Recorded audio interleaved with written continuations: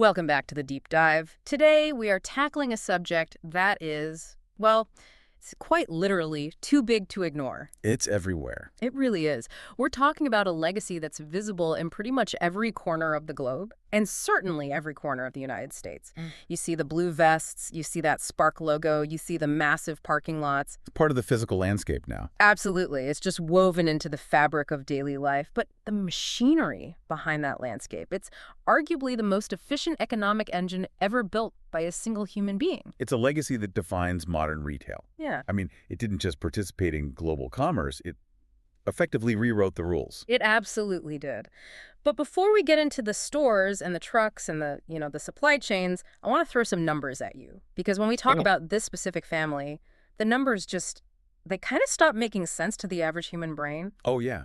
They're abstract. Yeah. It creates a distortion field almost. The wealth is so vast, it's just hard to comprehend on a human scale. Exactly. So let's just look at the bank account for a second.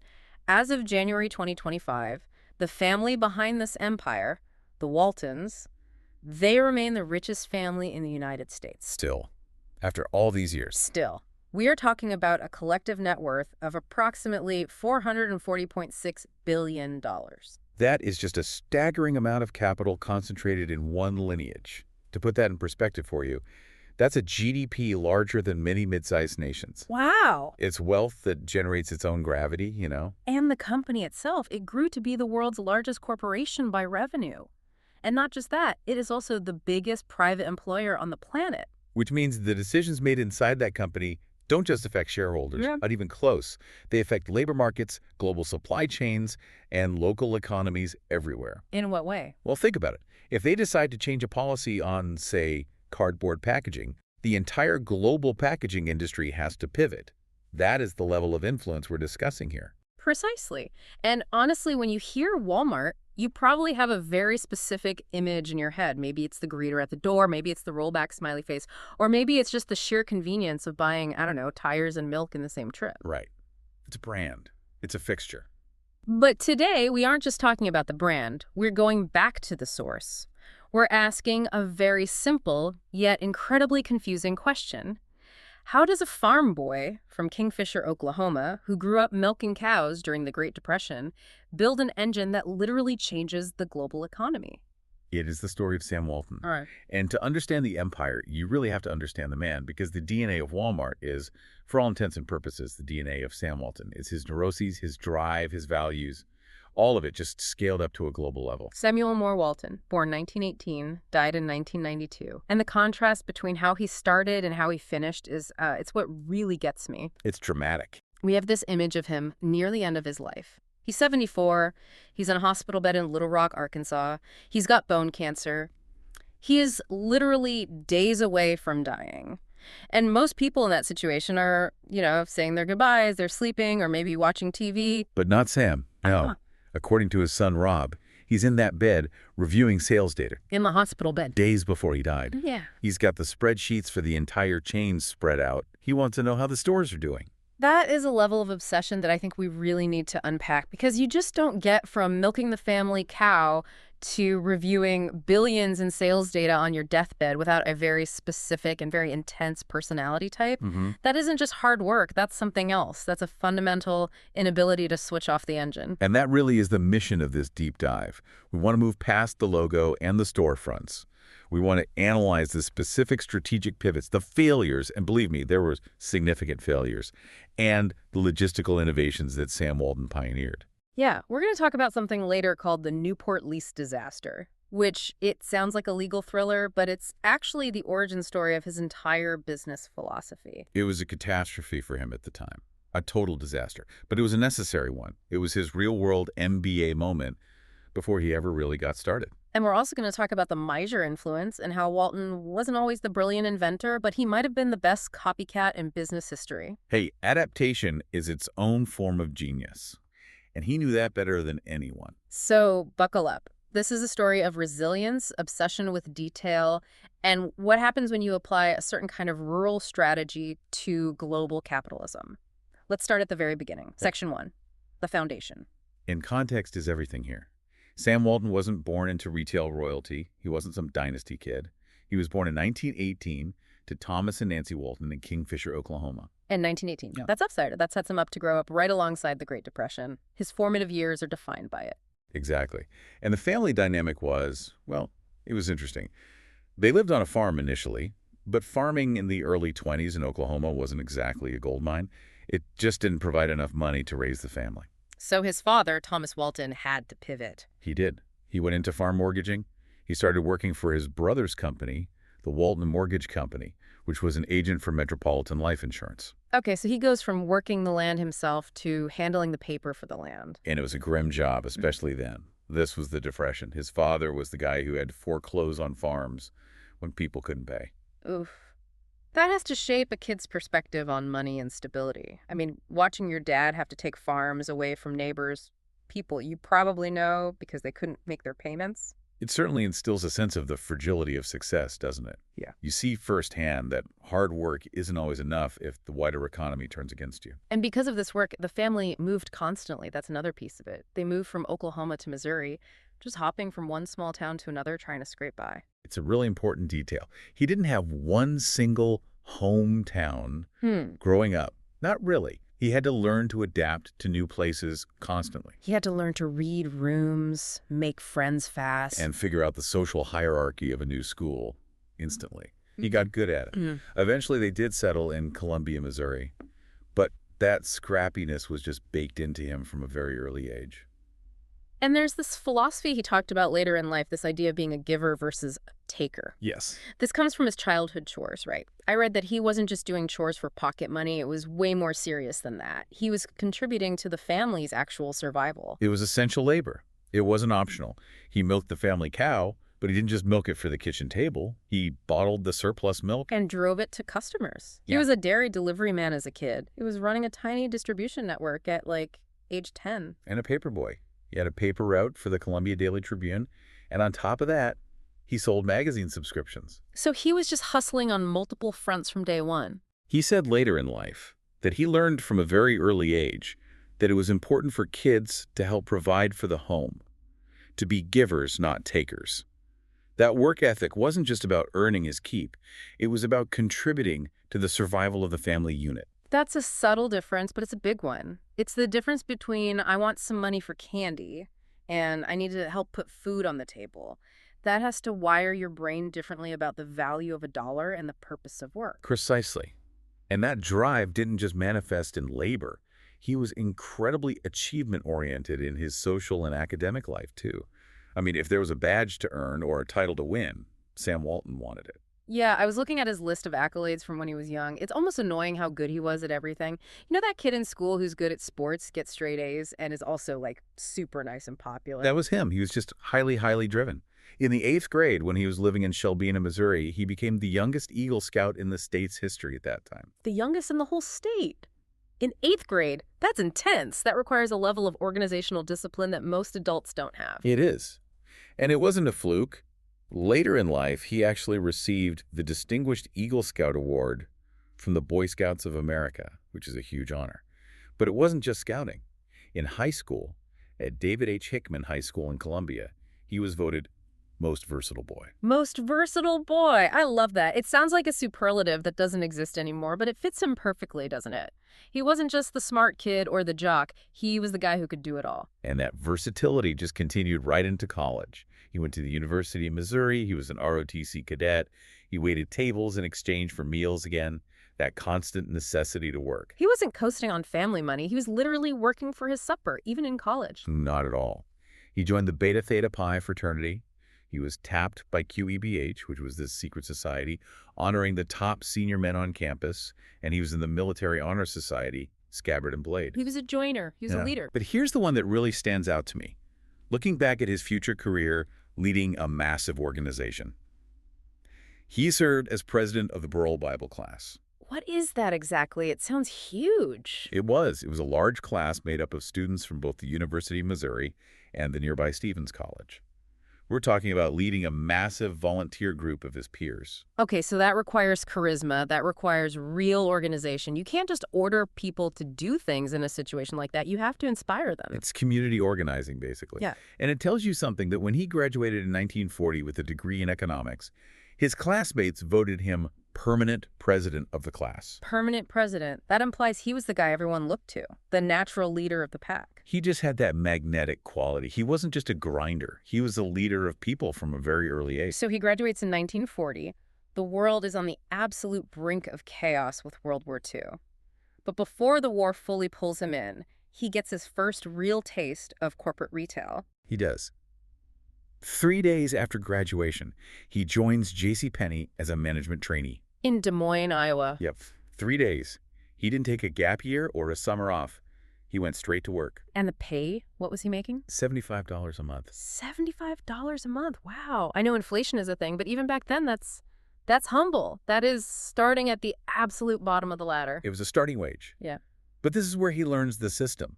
Hmm. JCPenney was a machine. They had manuals, they had procedures, they had protocols for everything, and Sam just soaked it all up. How long was he there? He spent about 18 months there, but then, history called. He resigned in 1942, anticipating he'd be inducted into the military for the war effort. And this is where that logistics brain starts to get some formal, high-stakes training, I imagine. He wasn't on the front lines charging beaches, was he? No. Due to a minor heart irregularity, he wasn't cleared for combat, so he joined the U.S. Army Intelligence Corps. He ended up reaching the rank of captain. And what was his role? His job was supervising security at aircraft plants and prisoner of war camps. For instance, he served for a time at Fort Douglas in Salt Lake City, Utah. Okay, stop and think about that. Supervising security at an aircraft plant during wartime. That is all about systems, details, preventing loss, monitoring the flow of people and materials. Exactly.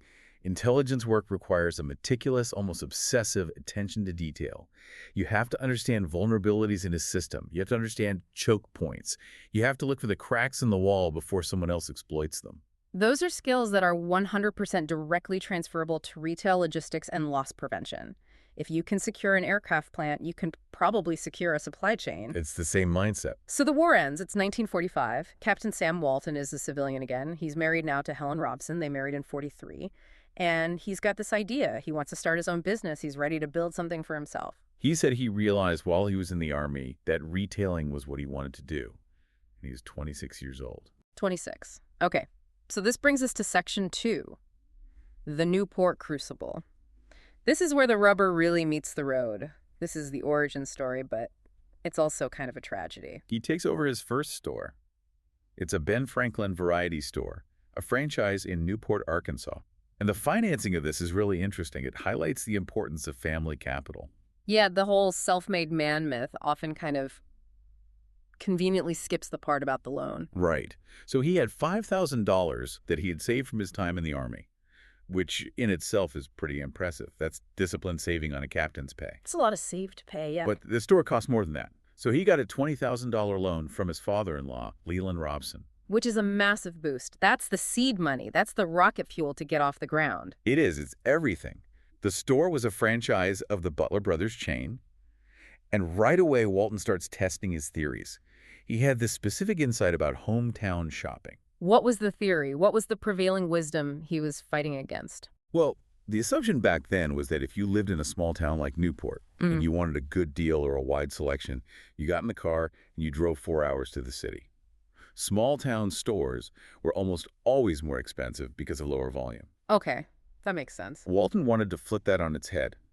He believed that if he offered prices that were as good as or even better than the stores in the big cities, people would choose to shop at home. It sounds so obvious to us now, but back then that was a revolutionary thought. He was betting that convenience plus price would always win. Exactly. So he hustled. He ensured shelves were consistently stocked with a huge range of goods. He'd drive to other states to buy inventory cheap. He was relentless. And it worked, right? Oh, it worked spectacularly. In just 3 years, he grew the annual sales from $80,000 to $225,000. Wow, that's nearly tripling the business. He must have felt like a genius. He's the king of Newport retail. He's figured it out. He probably did. But, success attracts attention. Yeah. And this is where the Newport lease disaster happens. The MBA moment. The villain enters the story. The landlord. A man named P.K. Holmes.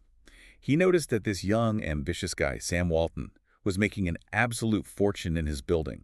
And Holmes had a family history in retail, and more importantly, he had a son. Oh, I think I see where this is going. Nice little store you've built there. It'd be a shame if someone else took it over. That's pretty much it. Holmes decided he wanted the successful store for his own son. He wanted the Ben Franklin franchise rights back for that location. But can he just do that? Can he just take it? He could, because 26-year-old Sam Walton had made a rookie mistake. A fatal error, really. In his eagerness to get the store and get started, he had failed to secure a renewal option in his lease. Oh, Sam. And not only that, but the rent he'd agreed to was a prohibitively high 5% of sales. So as he got more successful, his rent just skyrocketed. So Holmes basically just had to wait for the lease to run out and then say, I'm not renewing, get out. That's what happened. He built the business, he proved the concept, he did all the hard work, and then he got evicted because he didn't read the fine print. Right. Or, more accurately, he didn't negotiate the fine print. That has to be absolutely devastating. You're young, you're on top of the world, and you lose it all because you didn't control the real estate. It was the defining failure of his early career. And almost every analysis of Walton points to this moment as the thing that fueled his lifelong obsession with control. He swore he would never, ever be vulnerable on real estate again. So he's kicked out of Newport. He's got $50,000 in his pocket from selling the inventory and fixtures to Holmes.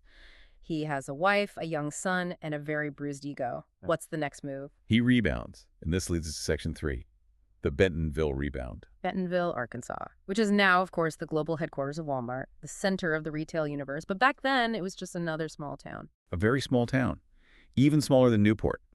And Walton is under a lot of pressure. His wife, Helen, is pregnant with her second child. He has limited time to find a new source of income.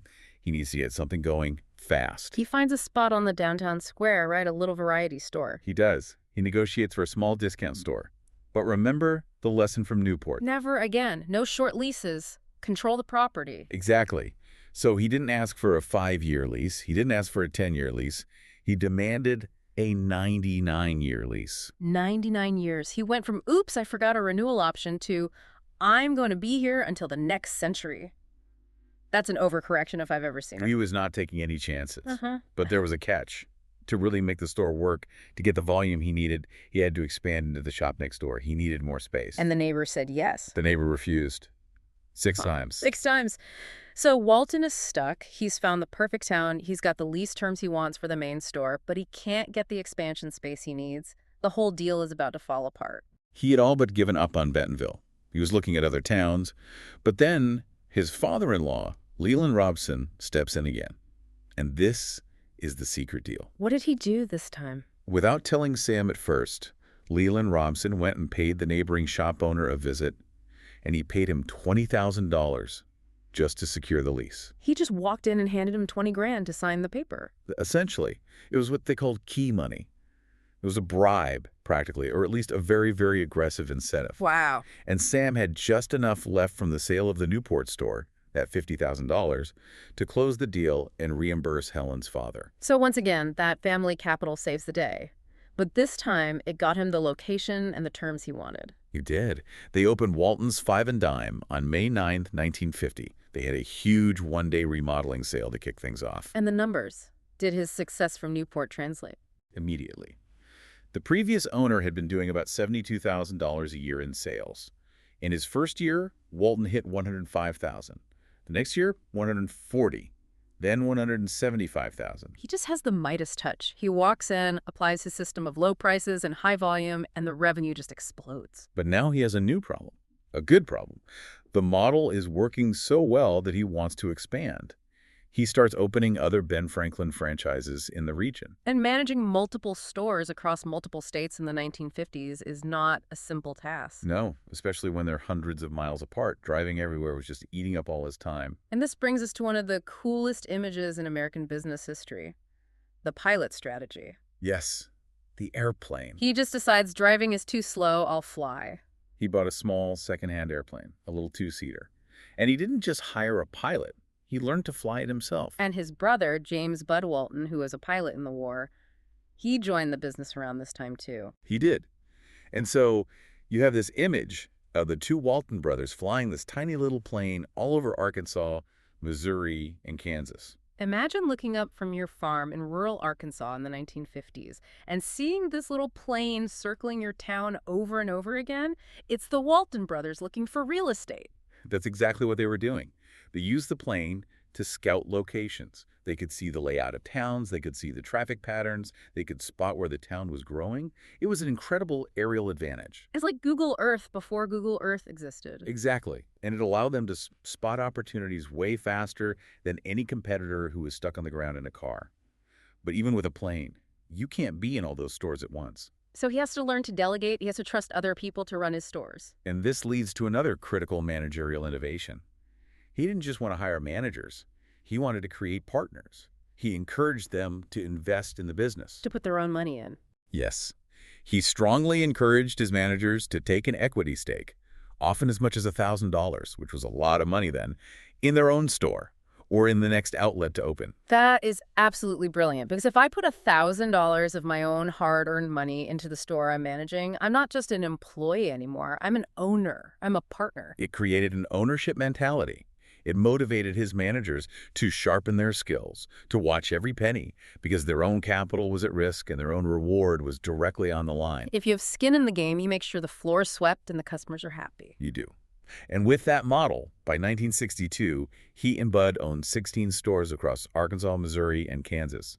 He's a very successful regional franchise owner. He's rich. He could have just coasted right there. He could have, but he saw the landscape changing. He saw the future of retail, and it wasn't variety stores. It was something bigger. And that brings us to Section 4, the birth of Walmart. 1962, the year everything changed. He makes the big pivot. He does.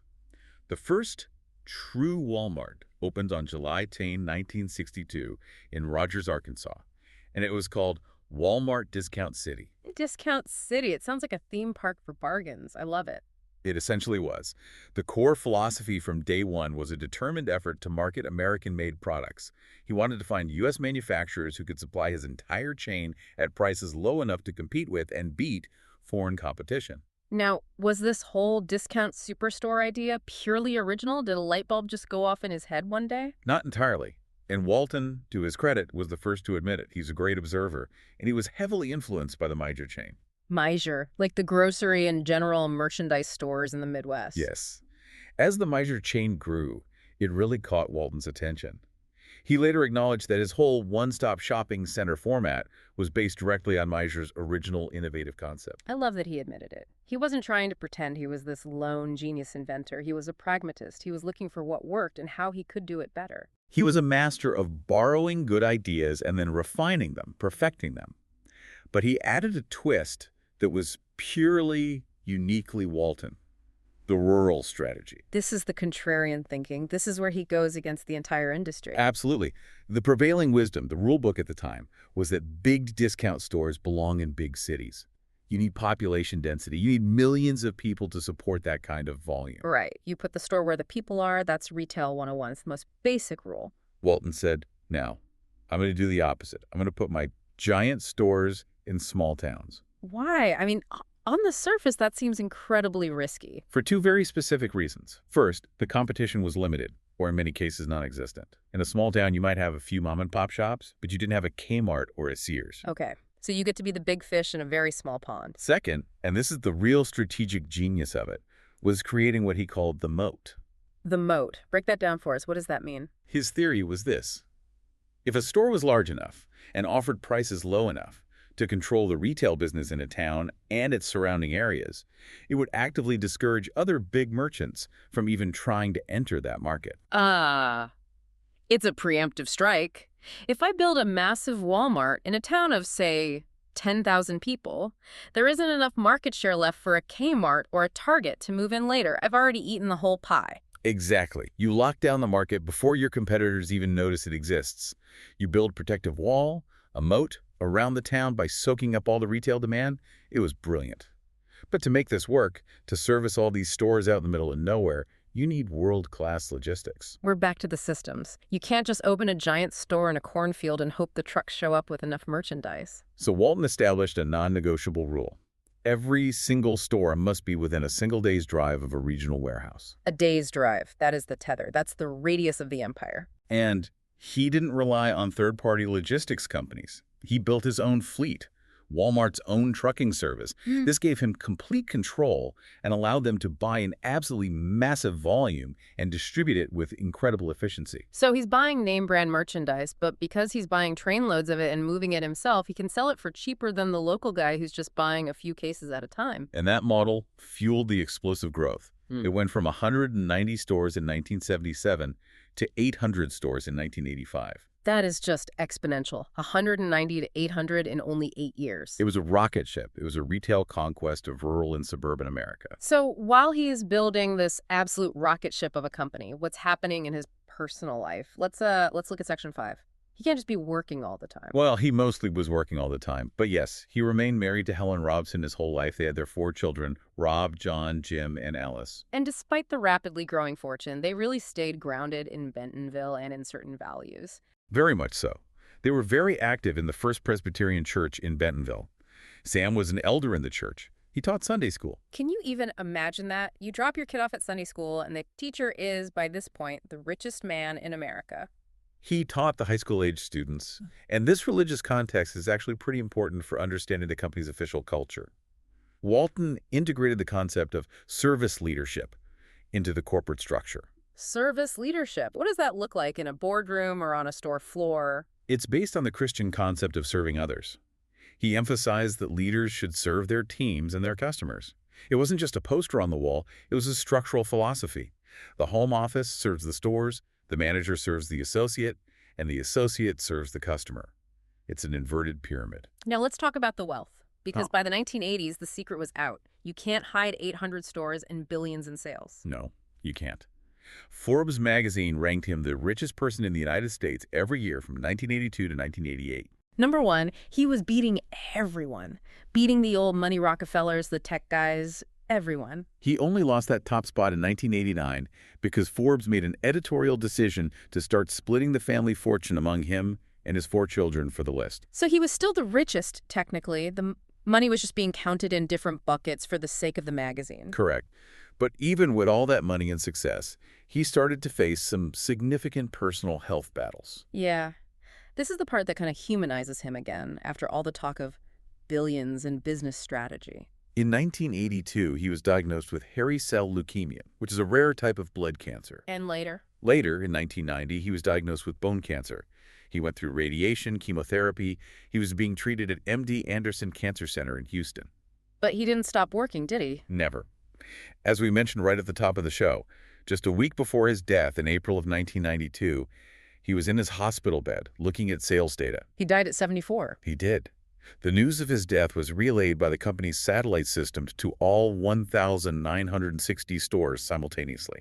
Think about that for a second. 1,960 stores. That's the scale of the morning. That's a small nation of employees hearing the news at the same time. And at the time of his death, the company employed about 400,000 people. The annual sales were approaching $50 billion. And that really brings us to the legacy, Section 6, the world after Sam Walton. And you can't talk about his legacy without talking about the Walmart effect. It's an actual term economists use, right? It's not just a casual phrase. Oh, absolutely. It's a subject of serious academic study.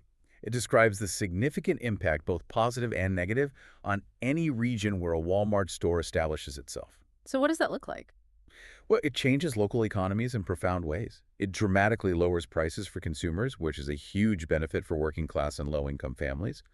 But on the other side, it puts immense downward pressure on local wages and, of course, on competing businesses. It can wipe out entire main streets. It's a force of nature. It's like an economic weather event that moves into a town. And the global footprint today is just massive. They have operations in countries ranging from Argentina and China to Zambia and the United Kingdom. And the family remains deeply involved. Yes. The ownership was left to his wife and children. His eldest son, Rob Walton, became chairman of the board. John was a director until his tragic death in a plane crash in 2005. And his youngest son, Jim Walton, is the chairman of Arvis Bank, which is the family's regional bank. I remember reading that at one point the family held 5 of the top 10 spots on the richest people list. They did, up until about 2005. 5 out of 10. Half the list was just one family. It really is a modern dynasty. So we've unpacked a lot here. From the cow milking in the Depression to the airplane scouting in the 50s to this, globe-spanning empire. It's a journey from a lost lease in Newport, a single devastating mistake to total world dominance. When you boil it all down, what's the aha moment for you? What's the central insight? For me, it's that it wasn't just about low prices. I mean, everybody wants low prices. The aha moment is realizing that the prices were a result of something else. They were the result of logistics, of real estate control, and of the sheer courage to bet on small towns when every other expert was looking at the big cities. He zagged when the entire world zigged. And he built the infrastructure, the warehouses, the trucks to support that zag. That's the key. I agree. So here's my final thought for you listening at home. We talked about his philosophy of service leadership, this idea rooted in his faith of serving others. How does that philosophy reconcile with the aggressive, often destructive market dominance of the Walmart effect? That is the central paradox of Sam Walton, isn't it? Can you be a servant leader and a market dominator at the exact same time? I think in his own mind, there was no contradiction. He truly believed that by lowering prices and making goods more accessible, he was serving the community. He was raising the standard of living for the American working class. Yeah. Whether the ultimate cost of that service was too high, well, that's for history and for all of us to decide. Next time you drive past a Walmart, don't just look at the store. Look at the trucks pulling in and out. Look at the logistics of it all. And remember the farm boy who just wanted to beat the prices in the big city. Thanks for listening to The Deep Dive. See you next time.